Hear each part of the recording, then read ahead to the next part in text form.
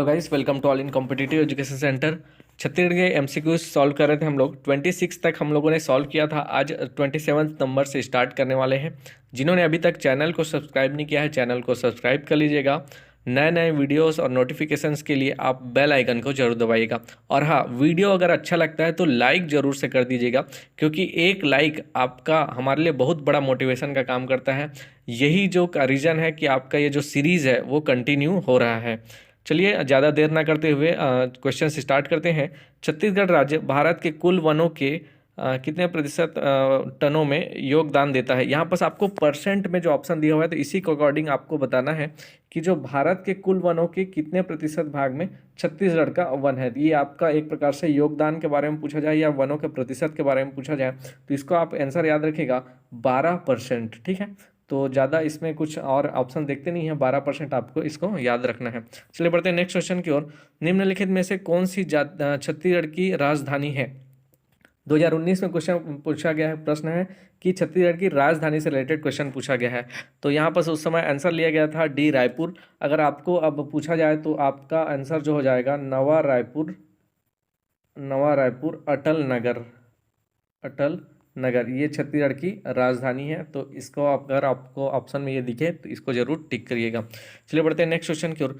रायपुर में निम्नलिखित में से कौन सा रिजर्व है। आपको जो मिनरल्स के बारे में यहाँ क्वेश्चन पूछा जा रहा है, क्वार्टजाइट, डोलोमाइट, चूना पत्थर और कोयला और बॉक्साइट। तो देखिए ऑप्शन से अगर हम लोग इसको एलिमिनेट करना चाहें तो क्वार्टजाइट तो रायपुर एरिया में मिलता नहीं है, डोलोमाइट भी नहीं मिलता है और बॉक्साइट भी नहीं मिलता है। कुछ एरिया में वहाँ पर चूना पत्थर और बहुत ही स्मॉल एरिया में कोयला भी आपको यहाँ पर देखने को मिलता है। तो ऑप्शन सी इसका करेक्ट हो जाएगा। चलिए बढ़ते हैं नेक्स्ट क्वेश्चन की ओर। घोटुल की महिला नेता को किस नाम से पुकारा जाता है।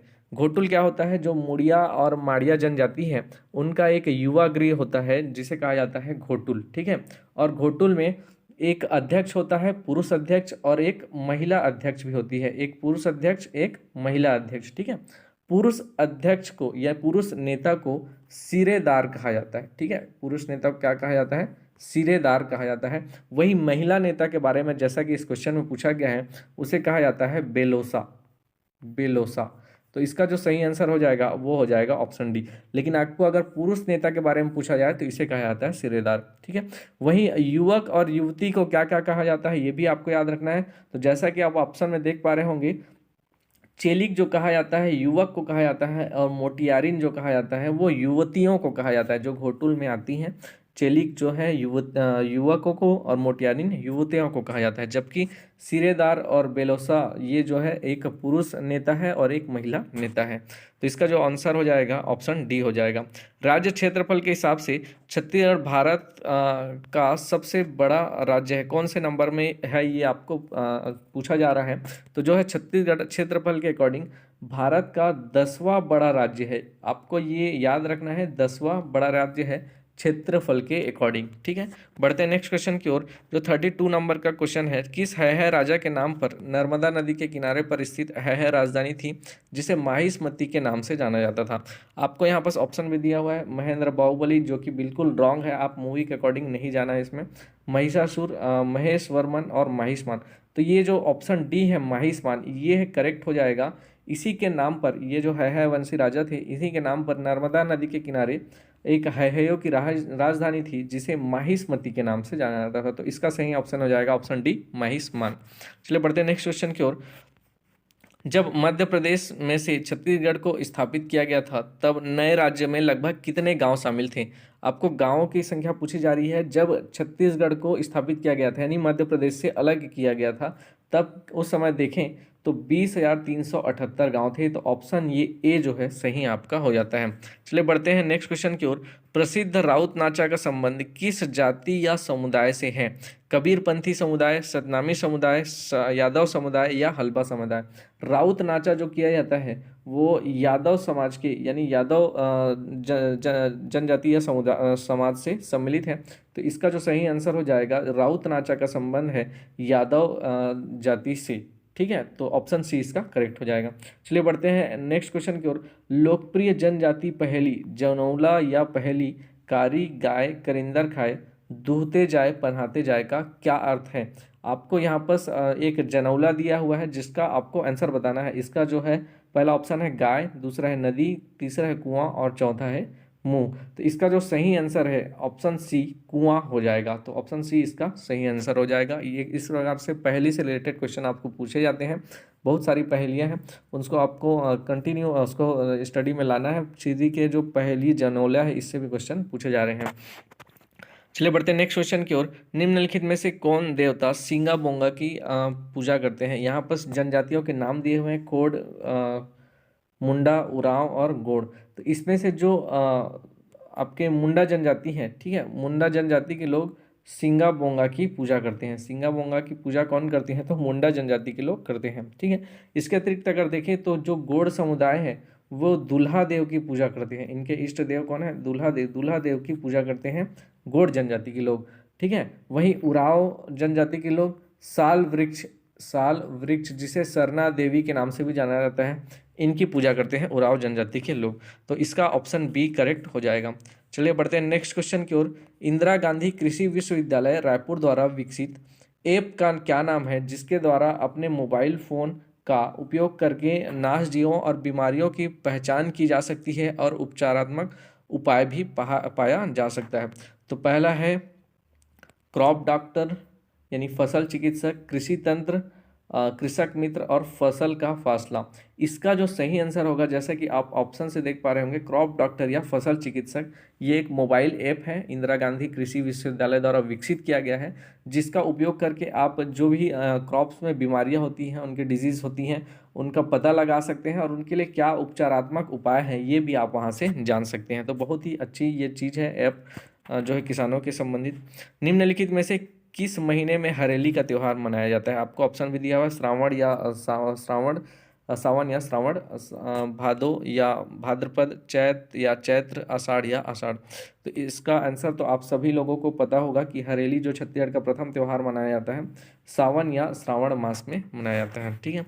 बढ़ते हैं नेक्स्ट क्वेश्चन की ओर। बिरहोरों की एक स्थायी या अस्थायी बस्ती को किस रूप में जाना जाता है? बिरहोर लोगों की बस्ती के बारे में यहाँ से पूछा जाएगा कि उसे किस नाम से जाना जाता है।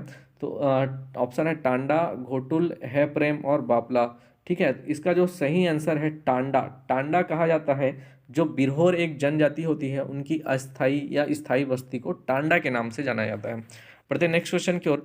निम्नलिखित में से कौन सी जनजाति मुख्य देवता के रूप में दंतेश्वरी की पूजा करती है? दंतेश्वरी माता का मंदिर जो कि दंतेवाड़ा में स्थित है, ये किस जनजाति के मुख्य देवता के रूप में दंतेश्वरी माता की पूजा की जाती है? तो इसका जो सही आंसर हो जाएगा हलबा। ऑप्शन बी में जो दिया गया है हलबा, इसका सही आंसर हो जाएगा। चलिए बढ़ते हैं नेक्स्ट क्वेश्चन की ओर। भारत के संविधान के किस अनुच्छेद में ग्राम पंचायतों की शक्तियों, अधिकारों और जिम्मेदारियों का प्रावधान है? तो और ऑप्शन आपको दिया हुआ है अनुच्छेद 243 के, अनुच्छेद 243 जी, अनुच्छेद 243 ए और 243 आई। देखिए एलिमिनेट करते चलते हैं। 243 के जो है ये राज्य निर्वाचन आयोग का अनुच्छेद है, तो ये ऑप्शन आपका रॉन्ग हो जाएगा। उसके बाद बात करते हैं अनुच्छेद 243 ए जो कि ग्राम सभा के बारे में बताता है, तो यह ऑप्शन सी भी रॉन्ग हो जाएगा। फिर बढ़ते हैं नेक्स्ट ऑप्शन की ओर। अनुच्छेद 243 जी, 243 ही जी जो है यही पंचायतों की शक्तियों और अधिकारों और जिम्मेदारियों के रिलेटेड प्रावधान के बारे में बताता है। तो ऑप्शन जो बी है अनुच्छेद 243 जी, ये इसका सही आंसर हो जाएगा।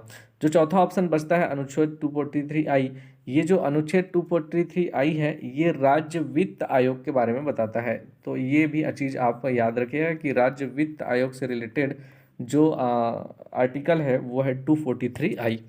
तो इस प्रकार से आपको सभी चीज़ें याद रखती चलनी है।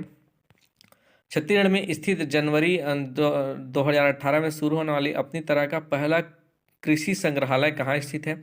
इंदिरा गांधी कृषि विश्वविद्यालय रायपुर में, छत्तीसगढ़ कामधेनु विश्वविद्यालय अमजेरा में, छत्तीसगढ़ कृषि महाविद्यालय दुर्ग और भारतीय कृषि महाविद्यालय और कृषि अभियांत्रिकी दुर्ग में। तो इसका जो ऑप्शन सही आंसर हो जाएगा इंदिरा गांधी कृषि विश्वविद्यालय रायपुर। ये जनवरी 2018 में शुरू होने वाला अपनी तरह का पहला कृषि संग्रहालय यहीं पर स्थित है, इंदिरा गांधी कृषि विश्वविद्यालय रायपुर में। बढ़ते हैं नेक्स्ट क्वेश्चन की ओर। छत्तीसगढ़ बजट 2019-20 में मध्याह्न भोजन की योजना के लिए कितनी राशि आवंटित की गई थी? बजट 2019-20 की बात की जा रही है और 19-20 में उस समय 351 करोड़ की जो मध्याह्न राशि है मध्याह्न भोजन योजना के अंतर्गत आवंटित की गई है। बढ़ते हैं नेक्स्ट क्वेश्चन की ओर। राष्ट्रीय ताप विद्युत निगम नामक ऊर्जा स्टेशन, जिसे आप एनटीपीसी के नाम से भी जानते हैं, निम्नलिखित में से किस स्थान पर नहीं है? इस चीज़ को आप फोकस करिए, कहाँ पर नहीं है पूछा जा रहा है। ठीक है, कई लोग क्या है बोलकर जहाँ पर आपको एक ऑप्शन पहला दिख गया उसको टिक कर देते हैं। तो देखिए, कोरबा में आपका एनटीपीसी है, एनटीपीसी सीपत में भी है और लारा में भी स्थापित किया जा चुका है। जो बच जाता है एक ऑप्शन, ऑप्शन ए भिलाई। यहाँ पर एनटीपीसी यानी राष्ट्रीय ताप विद्युत निगम ये स्थापित नहीं है। ठीक है, तो ऑप्शन ए यहाँ पर करेक्ट हो जाएगा।